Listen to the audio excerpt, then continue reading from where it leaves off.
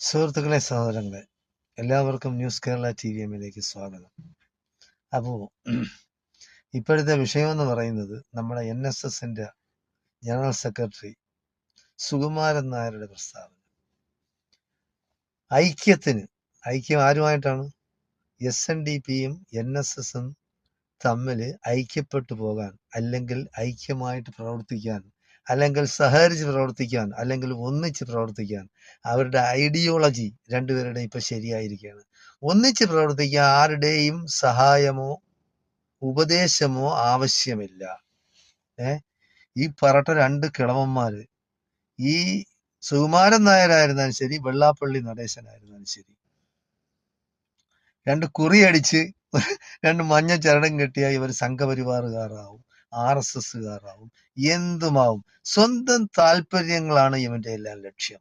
ഇത് പണ്ട് കാലത്തെന്ന് പറയുന്നത് ഇവിടെ പുരോഗമനവാദികളായ, അതായത് ആരെയും കൂസാതെ സ്വന്തമായ അഭിപ്രായം അല്ലെങ്കിൽ സ്വന്തം പാർട്ടിയുടെ അഭിപ്രായം തുറന്നു പറയുന്ന കുറെ ചെറുപ്പക്കാരുണ്ടായിരുന്നു.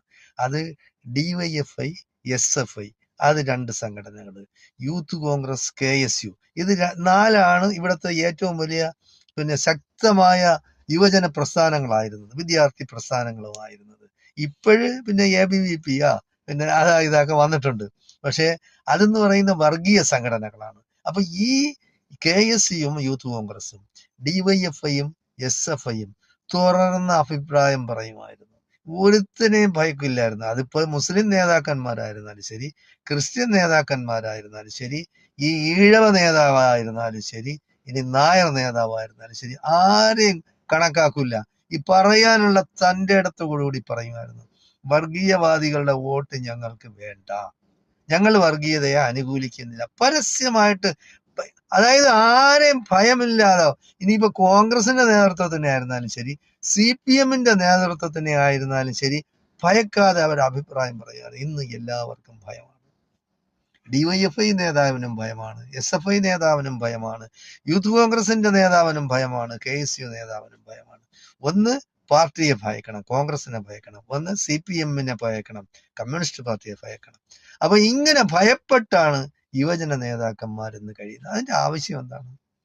പറയാനുള്ള തന്റെ ഇടത്തോടുകൂടി പറയണം, ഞങ്ങൾക്ക് മതേതരവാദികളുടെ വോട്ട് മതി,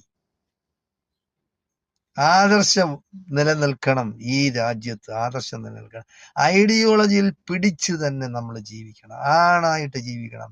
അധികാരം മാത്രം, അധികാരം എന്ന് പറയുന്നത് അപ്പകഷ്ണം കാണിച്ച്